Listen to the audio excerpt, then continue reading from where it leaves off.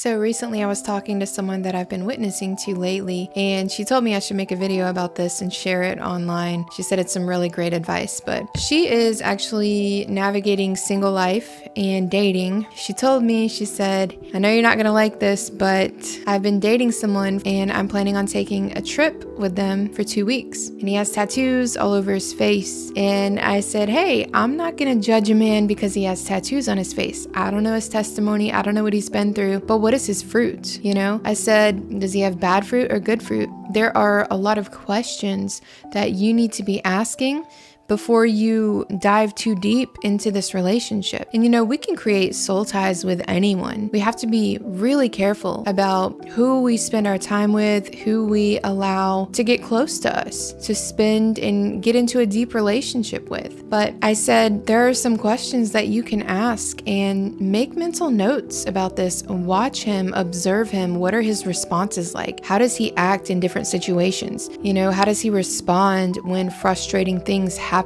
Does he get angry? How does he speak to you? Does he lift you up or tear you down? There are a lot of warning signs that usually tend to happen early on in a relationship. Now, I've been married for almost 13 years. We've been together for almost 14 years, and I met my husband in church. He was seeking after God with his whole heart. We both were, and we knew immediately within 3 weeks that we had the same heart, we had the same goals, and God was bringing us together. So I would say that it's very, very important. We went through 9 months of premarital counseling, and we went over so many different types of questions and scenarios, and how would you respond if this happened? How would you respond if that happened? There are things that you need to know about the person that you are planning to marry, because you're going to spend the rest of your life with them. And the Bible gives us all kinds of wisdom, especially in Proverbs, about who we should and should not be around. It says, don't be around an angry man or you might learn his ways. So there was a lot of different things that I told her, and I said, you need to be finding these things out about him before you let this relationship go any farther, because it's very difficult to disconnect soul ties once you've created them. And you always need to be praying about everything. Pray about the people that you date, the person who God might be bringing into your life, and then watch for warning signs, watch for red flags, and cut that person off. If you see anything, don't disregard it. Don't ignore the warning signs. Don't ignore the red flags, because you will be setting yourself up for a future of hardship and heartache. So some of the questions that I told her to ask are things like, how does he talk to his mom? What was his relationship like with his girlfriends in the past? What are his future goals? What is his 5-year plan? How does he handle money? Is he in debt? Does he have any addictions? Gambling, drugs, alcohol, etc.? Does he battle depression, anxiety, suicide thoughts? What does he do to make himself happy? What is his true character and what is his front, his acting face? The last time somebody betrayed him in his life, how did he handle that situation? Is he a vengeful person? Does he believe in God? Who is Jesus to him? Does he walk in peace and joy or anger and depression? Has he ever hit a woman? Does he have thoughts of murder or hear voices in his head? Is he jealous or possessive? Has he ever been convicted of a crime? These are things that you need to know about the person, because when you marry somebody, the two become one flesh. You're going to be one with that person for the rest of your life, till death do us part, unless there are biblical grounds for divorce. As a Christian, adultery, I would even say an abusive relationship would be biblical grounds.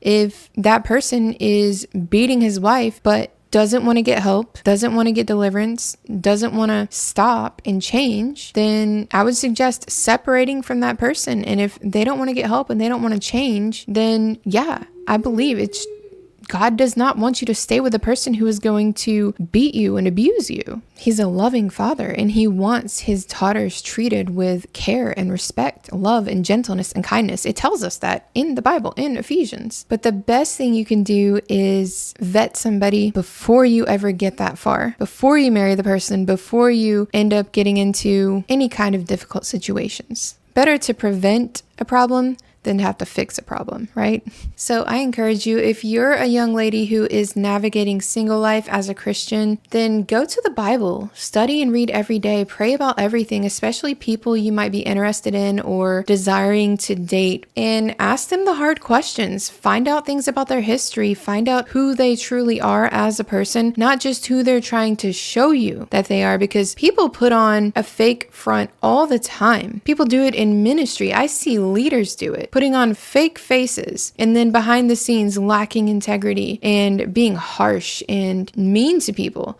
just having really bad fruit, the opposite of the fruits of the Spirit, which are love, joy, peace, patience, goodness, kindness, gentleness, faithfulness, and self-control. So if this man is not walking in the fruits of the Spirit and he doesn't know Jesus Christ and he has the opposite fruits, bad fruits, anger, depression, anxiety, belittling, tearing you down, speaking words of death over you, being angry or violent, anything like that, a man who's full of rage, stay far away from a person like that. You do not want to date them or marry them, especially because once you get into a relationship, it is very difficult to work on the character of another person. Only God can change a person. So you don't want to be stuck trying to wait for that person to change. Look for somebody who is already pursuing God, loving Jesus with his whole heart, and displaying the fruits of the Spirit. If you see any warning signs or red flags, cut them off immediately. Cut them out of your life.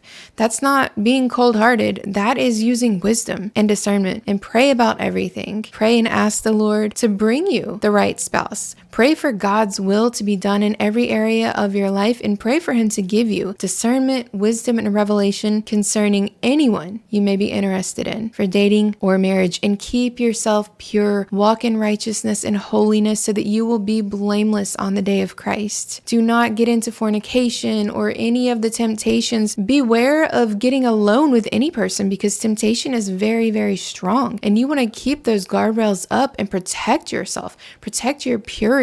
Don't allow him or yourself to be tempted by that kind of situation. So use discernment, use wisdom, and pray about all things. I love you. God bless you, and I will see you in the next one. Take care.